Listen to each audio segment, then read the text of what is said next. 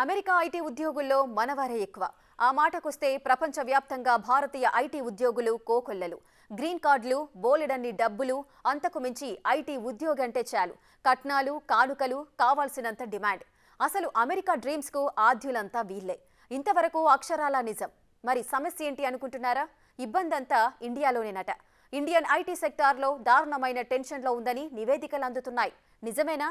అసలేంటి సమస్య?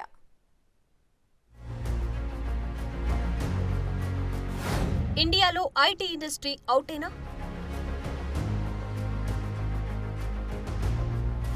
ప్రపంచ దేశాల్లో కూడా ఇదే గోల నడుస్తుందా? టెక్నాలజీ పెరుగుతుంటే ఏంటి టెన్షన్?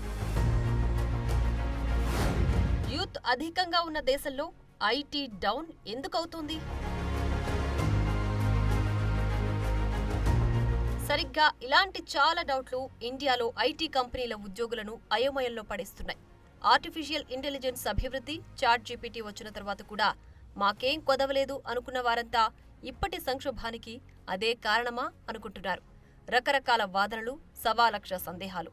ఐటీకి డోఖా లేదు అనుకున్న వాళ్ల మస్తిష్కంలో బోలెడన్ని సంశయాలు.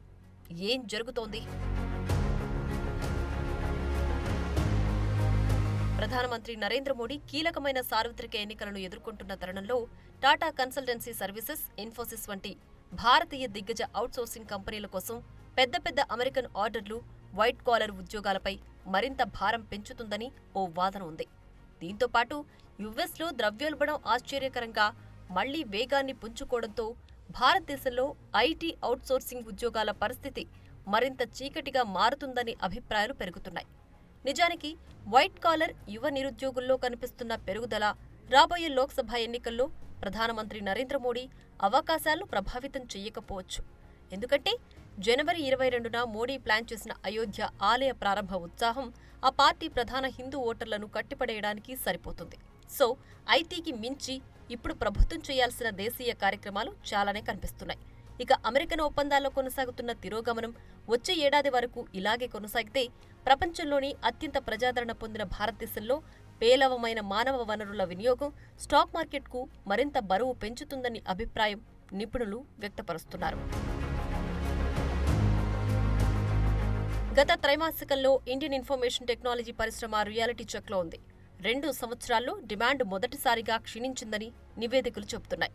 దీంతో కంపెనీలు ఖర్చు తగ్గించే ప్రాజెక్టులను పూర్తి చేయడానికి జాగ్రత్తగా ఖర్చు చేయాలని అనుకుంటున్నాయి. ఎందుకంటే భారత ఐటీ పరిశ్రమ 2024 ఆర్థిక సంవత్సరంలో 3-5% మోడరేట్ ఆదాయ వృద్ధిని కనబరుస్తుందని, ఇది 2023 ఆర్థిక సంవత్సరంలో 9.2% వృద్ధి కంటే తక్కువ అని నివేదికలు చెబుతున్నాయి. క్రెడిట్ రేటింగ్ ఏజెన్సీ ఐసీఆర్ఏ ప్రకారం బీఎఫ్ఎస్ఐ, రిటైల్, టెక్నాలజీ, కమ్యూనికేషన్ వంటి ముఖ్య రంగాలు తమ ఐటీ ఖర్చులను తగ్గించాలని భావిస్తున్నారు. దీనితో చాలా కంపెనీలు మితంగా ఖర్చు చేస్తూ ఉద్యోగులను కూడా మితంగానే తీసుకోవడానికి ప్రయత్నిస్తున్నట్లు తెలుస్తోంది. దీంతో ఉన్నవారికి పని ఒత్తిడి పెరుగుతుందనే వాదనలు వినిపిస్తున్నాయి.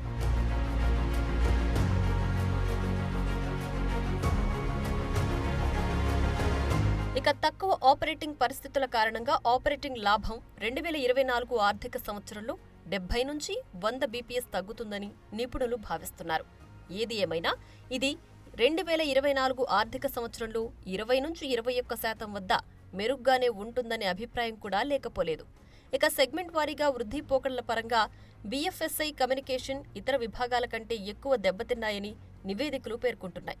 తనఖా, ఇన్వెస్ట్మెంట్ బ్యాంకింగ్, మూలధన మార్కెట్లు, బీమా విభాగాల్లో మృదుత్వం కారణంగా బీఎఫ్ఎస్ఐ ప్రభావితమవుతున్నట్లు తెలుస్తోంది. అలాగే టెలికాం కంపెనీల రెవెన్యూ ప్రొఫైల్ బలహీనపడ్డం వల్ల కమ్యూనికేషన్ పెరుగుదల ప్రభావితమైంది. ఎందుకంటే 5Gలో కస్టమర్లు చేసిన పెట్టుబడులు దాని సాంకేతిక వ్యయం పునరుజ్జీవనానికి దారితీసే పరిస్థితులకు అనువుగా లేదని నివేదికలు చెబుతున్నాయి. అంతేకాకుండా గత 3 త్రైమాసికాలలో ఐటీ సేవల సంస్థల నియామకంలో గణనీయమైన తగ్గింపు ఉందని నివేదిక పేర్కొంది. దీంతో పాటు ఇండియన్ ఐటీ సర్వీసెస్ పరిశ్రమ అధిక స్థాయిలో operating cash flow, modest capex, working capital అవసరాల కారణంగా నికర నగదు మిగులు స్థానాన్ని కలిగి ఉందని నివేదికలు చెబుతున్నాయి. ముఖ్యంగా యునైటెడ్ స్టేట్స్, యూరప్లోని అనేక దేశాలు మాంద్యాన్ని ఎదుర్కొంటున్నాయి. ఇది సాంకేతిక రంగాన్ని పెద్ద ఎత్తున ప్రభావితం చేస్తుంది. 2022వ సంవత్సరంలో యుఎస్ టెక్ సంస్థలు 136,000 మంది కార్మికులను పక్కన పెట్టేశాయి. అది ఆ ఏడాది నవంబర్లో 42,000 మందికి పింక్ స్లిప్పులిచ్చాయి. ప్రపంచం ఇప్పుడు గ్లోబల్ విలేజ్గా మారింది కాబట్టి ప్రపంచ ఆర్థిక సంక్షోభం అనివార్యంగా అన్ని దేశాలపై ప్రభావం చూపుతుంది. దీనికి భారతదేశం కూడా మినహాయింపు కాదన్నది వాస్తవం. మెటా, అమెజాన్, ట్విట్టర్ వంటి బడా టెక్ కంపెనీలు, బైజు, అన్అకాడమీ వంటి ఎన్నో స్టార్టప్లతో సహా భారత్ టెక్ రంగంలో ఉద్యోగులు పలచబడుతున్నారు. భారతీయ సీఈఓలలో దాదాపు 66% మంది ఈ ధోరణి ఇంకా పెరుగుతుందని భావిస్తున్నారు.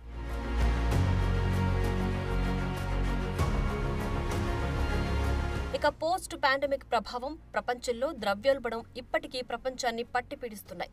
ఉక్రెయిన్పై రష్యన్ దండయాత్ర ఈ గాయంలో ఉప్పును చల్లింది. ఇక ప్రస్తుతం మిడిల్ ఈస్ట్లో ఉద్రిక్తతలు మరింత కారం చల్లుతున్నాయి. పర్యవసానంగా ఆర్థిక మాంద్యం భారతదేశానికి అనారోగ్యాన్ని కలిగించే పరిస్థితి ఏర్పడిందని విశ్లేషకులు అభిప్రాయపడుతున్నారు. గోల్డ్మన్ సాచ్స్ ఇటీవల భారతదేశం జీడీపీ వృద్ధి అవకాశాలను గత ఏడాది 5.9% తగ్గించారు. దీనికి తోడు భారతదేశ జనాభా సరిహద్దులకు మించి అభివృద్ధి చెందుతోంది. దీంతో ఉపాధి సంక్షోభం ఆసన్నమైంది. 2050 నాటికి భారతదేశం 280 మిలియన్ల ఉద్యోగాలను సంపాదించాల్సి ఉంటుందని నివేదికలు చెబుతున్నాయి. ఇది ఎంత పెద్ద సమస్యో ప్రత్యేకంగా చెప్పనవసరం లేదు. ఈ పరిస్థితుల్లో ఐటీ రంగానికి కూడా ఆయాసం వస్తుందని విశ్లేషకులు భావిస్తున్నారు.